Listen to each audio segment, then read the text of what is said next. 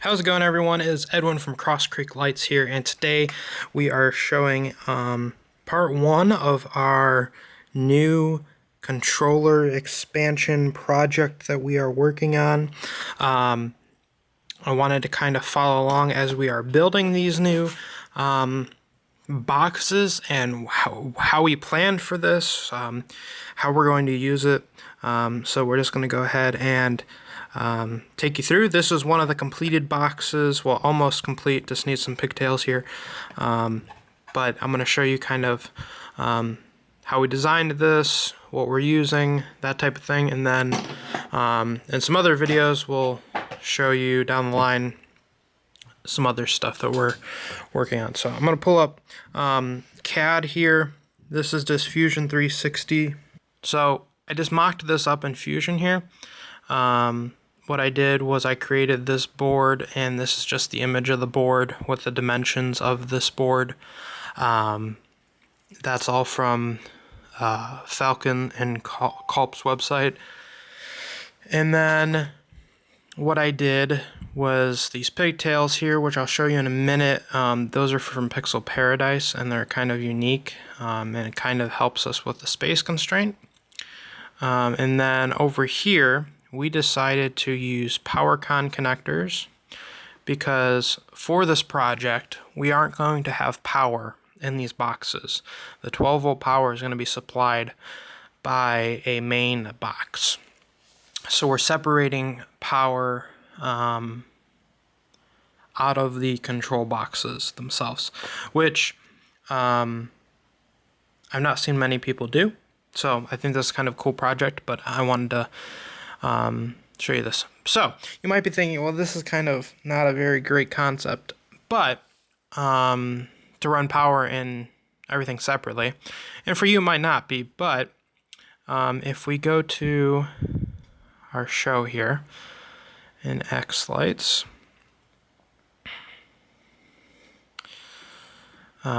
still working on this layout, but our main show is in the front yard here. We're adding quite a bit this next year, but we do have a photo op alongside, and I've done behind the scenes stuff like that, but we are adding on to it. And one of the things we're doing is like adding snowflakes on the sides of the house, and stuff like that. So what we want to be able to do is just place one of these boxes here at each one of these different prop locations. And so there's no long extensions because currently we just have a Culp 32 behind this gingerbread running all of this section down here, which you can check out a behind the scenes video that I did 2 years ago on that if you're interested in that. But what we plan to do is have all these separate like long range boards at each one of these props, so the connections between the controller and the prop are super short. And then we'll have one main like big box with power supplies and controllers. So this is an 8-port, but we do have some 4 ports, which I'll show you in a minute. We actually do have quite a lot of them here. So this is the main box that we are looking at here. We plan on fitting 4 HP power supplies in them, an Experience Lights long range board, 3 power inputs maybe from PowerCon, 1 network in, and then along the bottom here, if I can flip this the right way, we have all of the networking ports for the long range and all of the power for the long range. So this should be a pretty cool build. I'm going to show you that case here in a minute, what we bought, but I kind of want to show you how we plan on putting this all together. So let's go ahead and shut the laptop here. Alrighty, so here is our initial design box here. What we are using is, I can get you links to all these. We're using these PowerCon. This is going to supply the 12-volt power that you can just twist and unplug. So this goes inside the case. And then, so it has a little flap here from the one we've already mounted. You'll plug it in, twist, and then it's in, it ain't coming out, and then when you want to disconnect it, you pull down on this lever and then twist out. Links for these will be down in the description below. We use the male pack, then we have the female pack, which is in the, which looks a little different. Is this a female? Yeah, which looks a little bit different here. And that's going to go on the big control box with all the power supplies. So, alright, so that is that. Now, these connectors here, we kind of really liked this, if you can kind of see, 4 holes, 1 pigtail. Super nice for the 8-port board, but what's going to be really nice is there's only going to be 1 of these for the 4-port controllers here. So 1 gland, all 4 holes, and we really enjoy that. So what we did is there's holes, screw points down here. What we did was I measured these out, measured the board holes for here, which actually this receiver was the same spec to a 4-port Genius 2024 version, yeah. So we used that, and then so we 3D printed just this plate here that screws in on both sides, mounts the 4 things, and we've always had trouble with how we kind of mount these boards to different plates and stuff. There's multiple ways of doing it. How we found is we found these little spacers here. There we go, kind of like spacer designs here. And what that allowed us to do is use some M3 bolts, put them there, and then this little spike here is super nice because then it just goes through the board there, and then it grabs it. So it's plastic, you're not going to have to worry about any metal shorting anything out, if any, for whatever reason, but it shouldn't. But either way, plastic, and it's just super nice, no messing with screws. We could just place that on. So this is one of the Genius boards that we kind of completed. We have a whole assembly line, and I'll show you that in a minute here. But that is that. So, now that we have the box, we're going to put this in here, bada bing, kind of like that. We'll drill the holes, and then after you're done with all that, obviously this is an 8-port, but it's the same thing, just 1 less of these. It kind of looks like this, and it's really sturdy. These ones you can see we used screws instead of that, but we do have spacers underneath. Now, networking. A lot of normal networking cables are very thick, where they can't bend like this, and that would be a problem because then they would stick out. And we did have a friend that built a similar design to this and kind of gave us the inspiration for this, and he had to actually use taller boxes for the networking, and then also he used individual individual glands like this. So he needed a little bit more room here. What we did is we bought these super thin networking cables so that they can bend super nice, and so that way we can, let me kind of zoom in here, maybe, there you go, so it bends down, and that's that. One other thing is with the network gland, which we'll talk about that in a second, it can bend and then go under the plate. So you kind of see that there. Anywho, what is this connector? Doesn't look like a normal network jack. I mean, I guess if you kind of unplug this, it does. It's a normal network jack. But what these are called in the professional, like, audiovisual industry, they're called Ethercon. And so here's a connector by itself here. And what is special about this is it's waterproof. So we bought the waterproof version. This makes it waterproof, and then like this end also is waterproof. But you can take it out, and obviously there's a cap there, but we didn't find that the other one, first of all, they were super expensive. Not super expensive, but $7 a piece. We decided we're going to upgrade to all of these connections for all of our boxes. So we need to order, believe it was 60 of these networking jacks for all of our controllers. Maybe that's overkill. But anyways, so yeah, we do that times 7, and that's a lot of money.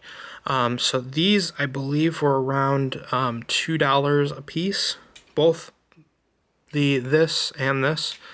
I'll correct myself if I'm wrong, but so we were able to get a ton of these for a decent price, and they're used in the professional AV space, so we know that they are good. And I kind of like the look of these better. And you can't, like, it only goes in one way, so you know that every time, super satisfying click, then it is in. The one downside about these, here, let me unscrew these, is you have to terminate all your networking. So if you do pre-existing cables, you don't terminate yourself, then this isn't a really great solution for you. They do sell ones that kind of go around it, but these ones don't, because they were cheap. Again, this was off of AliExpress as well that we ordered these, but we plan on making all new networking because our old stuff was super cheap, not like full copper networking, and when we were looking into it, we want to do direct burial because some of our networking cables that have only been out in the show for like 2 years now have been kind of eaten up and you can see cable, like exposed wire and stuff. So we're going to do some direct burial cable. So that's why we went with these. All right. What else? These boxes here, I kind of already showed you, but they're waterproof as well. All you do, there's a gasket that will go inside of this. You can kind of see it there. Then it will fold into go into that. You screw this in. It's not very convenient to get into, but hopefully you don't need to. There's mounting points on these boxes. You can buy them without mounting points. So that is that there. Yeah, what else do I need to cover? One of the ways that we chose to mount these is to make sure that the fuses or the E-fuses, we're actually probably going to do these a little bit differently. These ones, I'm not sure how they're going to go in. Oh, they're probably going to go in more like this. I think. I don't know. We still have to figure that out. But anyways, power comes in up here. It's just routed underneath the board and then into here. One of the cool things about these power cons is they have spaded connectors. And so originally I thought we were going to have to solder all these, but it ended up where we could use a pack of these spade bits and they fit right on. So super nice. We don't need to solder all those connections. So those just kind of go on like that. How our pigtails will run over the board. We made sure not to block any of the fuses since this is not an E-fuse board.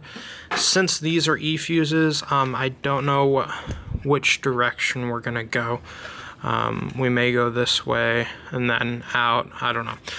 But that's down the line. All right. So enough talking about these boxes here. Let's go ahead and show you the main mother box. Mother of all boxes. Oh, here are the other boxes here. We have one 16 port, which we're getting a big box for. And then here's kind of our assembly line of all of the different parts that we need. All that stuff. We did start kind of labeling them for the ports. All that stuff. So that is that there. But let's go ahead, go over here. Just a box of pixels, don't mind that. This is our whiteboard that we were kind of laying everything out. You can kind of see the power supply, each individual box, blah, blah, blah.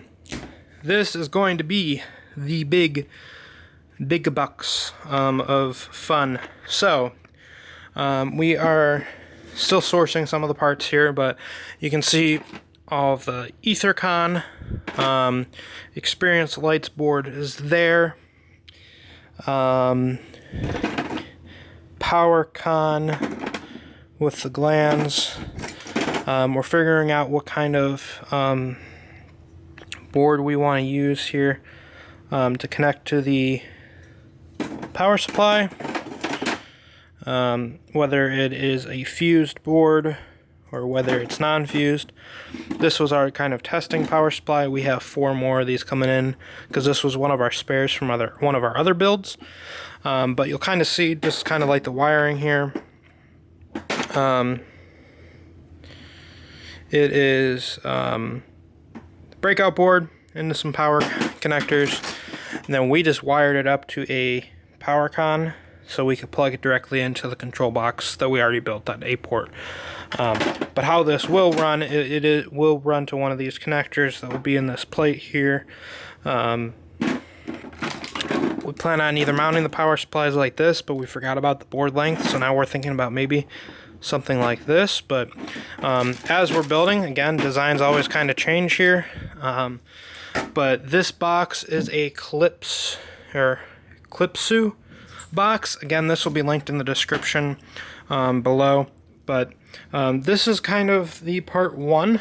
Once we kind of build some of these boxes and are kind of testing, I might do like a follow-up video here, but I just kind of wanted to give you guys some insight on what we're doing. Don't mind the mess, but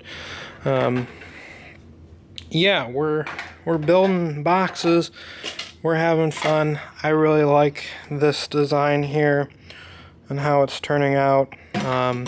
Really happy with what we're doing here. So if you enjoyed the video, give it a like. If not, tell us why in the comments, or if you have ideas that we might be able to implement, let us know. One of the things that I didn't mention, and I'll just mention real quick, is length of wire for these PowerCons. We're going to be running 12 volt over them.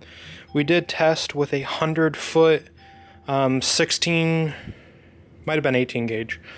18 gauge wire, and we didn't have any voltage drop on it, so we felt pretty comfortable with that. But alright, I'm gonna stop rambling on here. Thanks for watching the video. Hit that subscribe button if you're interested. If you're watching this a few years from now, check out the other videos on this wonderful controller build. My name is Edwin from Crosscreek Lights, and happy lighting.